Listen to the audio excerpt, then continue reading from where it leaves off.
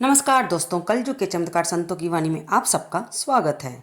दोस्तों, हम सुन रहे थे कार्तिक महात्म्य की कथा और कल यानी कि 27 नवंबर को कार्तिक पूर्णिमा है और इसी पूर्णिमा के दिन हम अपनी वीडियो में भी अपने चैनल पर भी इस कथा महात्म का एक तरह से समापन करेंगे। कथा तो कभी समाप्त नहीं होती, हरि की बातें तो सुनते जाओ। हर शास्त्र में आपको कोई ना कोई नई बात, कोई ना कोई नए भक्त की बात सुनने को मिल जाएगी। लेकिन जो नियम है वो तो पूरा करना ही है ना। तो आज हम सुनने जा रहे हैं 28वां अध्याय और उसके बाद फिर हम 29वां अध्याय भी इसी में सुनेंगे।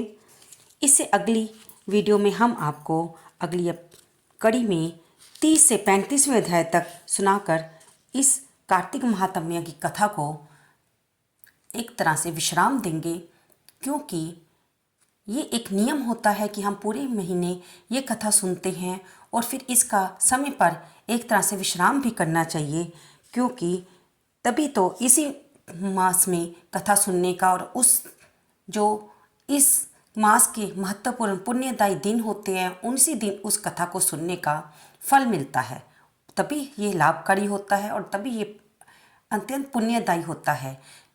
हम में से कई ऐसी माताएं, बहनें, भाई, बंधु हैं जो कि शारीरिक अस्वस्थता के कारण व्रत नहीं रख सकते, लेकिन वे इस कथा को सुनकर भी इस व्रत का पुण्य प्राप्त कर सकते हैं और लाभ ले सकते हैं, क्योंकि भगवान का नाम तो सुनने पर ही हमारे अंदर जाता है और अमृत रस बरसाता है। जब भगवान का नाम हमारे कानों के जरिए होता हुआ हमारे मन में, हमारे हृदय में बैठ जाता है, तभी तो हमारे मन के विषय विकार जो कि काम, वासना, लोभ में डूबा पड़ा है, इस संसार के मोह माया के जाल में पड़ा हुआ है, तभी तो वो विकार निकलते हैं, क्योंकि भगवान का नाम है ही इतना प्रभावशाली। जब वो नाम हमारे अंदर जाएगा तभी तो हम इस संसार की मोह माया से मुक्त होंगे। तो दोस्तों, शुरू करते हैं हम आज 28वां अध्याय। सूत जी बोले, इस कथा को श्री कृष्ण जी ने सत्यभामा से कहकर संध्या करने राजभवन चले गए। अभी तक हमने जाना था कि किस प्रकार सभी देव जड़भूत होकर नदी स्वरूप में बदल गए और किस प्रकार उनमें से माँ पार्वती के श्राप से वे वृक्षों के रूप में भी परिवर्तित हुए। अब हम आगे सुनते हैं, क्योंकि हम जी जानते हैं कि ये सारी कथा भगवान श्री कृष्ण जी भक्ति स्वरूप माता सत्यभामा को सुना रहे थे। जब शुरू में माता सत्यभामा ने पूछा था कि प्रभु, कौन कैसे पुण्य करने से मुझे आप नारायण स्वरूप पति मिले हैं और हर समय मुझे अपने साथ रखते हैं, मेरी हर मनोकामना को पूर्ण करते हैं। तो इन सभी अध्यायों में एक अध्याय से यानी कि प्रथम अध्याय से लेकर 27वें अध्याय तक हमने यही जाना कि माँ सत्यभामा ने अपने पिछले जन्मों में कार्तिक स्नान, दान, तप किया था, तभी उसी के फलस्वरूप उन्हें नारायण स्वरूप भगवान श्री कृष्ण का पति स्वरूप में साथ प्राप्त हुआ था और इसी कारण में भगवान को बहुत प्रिय हैं। अब हम आगे चलते हैं। हमने ये जाना कि कार्तिक महात्म्य का प्रभाव बहुत ही अधिक है, क्योंकि ये विष्णु को प्रसन्न करता है, भक्ति देने वाला है। हरि जागरण, प्रातः स्नान, तुलसी सेवन, उद्यापन, दीपदान, यही कार्तिक के व्रत हैं। इन पांचों प्रकार का व्रत कहा गया जिनको करने से कार्तिक मास में भक्ति और मुक्ति मिलती है। ऋषि बोले, विष्णु को प्रसन्न करने वाला विस्मयकारी ये कार्तिक व्रत पाप और दुख को दूर करने के लिए मोक्ष की और काम भोग की इच्छा करने वाले को अवश्य करना चाहिए।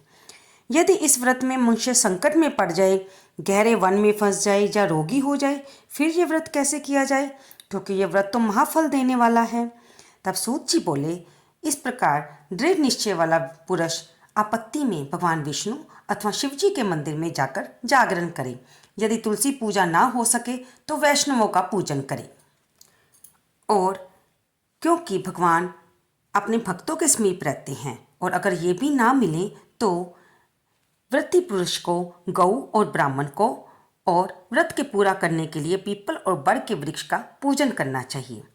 तब ऋषि बोले, आपने बड़ और पीपल वृक्ष गौ ब्राह्मण के समान श्रेष्ठ कहे, ये कैसे पूजनीय है प्रभु, कृपा करके बताइए।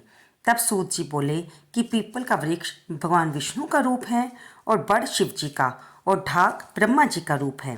तब ऋषियों ने पूछा कि ब्रह्मा, विष्णु और महादेव ये वृक्ष रूप में कैसे हो गए? हे धर्मज्ञ, कृपया हमें बताइए। तब सूत जी बोले, एक बार शिव पार्वती भोग विलास कर रहे थे। उसी समय ब्राह्मण का रूप धरकर अग्नि और देवता गए और वहां विघन करने लगे। इसी विघन से दुखी पार्वती ने देवताओं को श्राप दिया।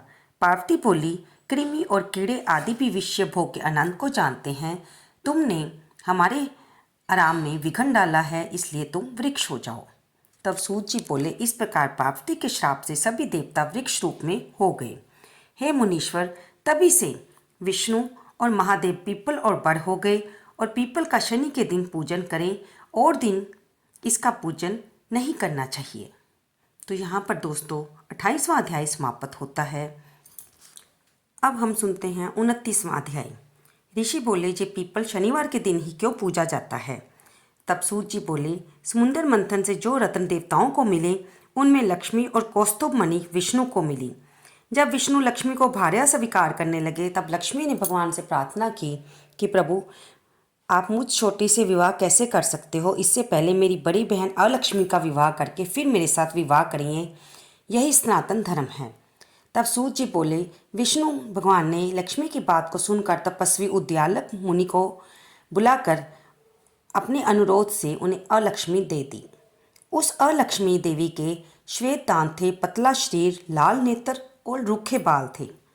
धर्मज्ञ उद्दालक मुनि ने भगवान के कहने पर अलक्ष्मी को पत्नी स्वरूप में स्वीकार कर लिया और उसे अपने आश्रम में ले आए। लेकिन अलक्ष्मी देवी होम के सुगंधित धुएं, वेद ध्वनि, सुंदरता देखकर बहुत दुखी हुई और वह ऋषि से बोली कि हे स्वामी, मैं यहाँ पर नहीं रह सकती। तब उन्होंने पूछा कि तू यहाँ पर क्यों नहीं रहेगी? तेरे योग्य कौन सा स्थान है?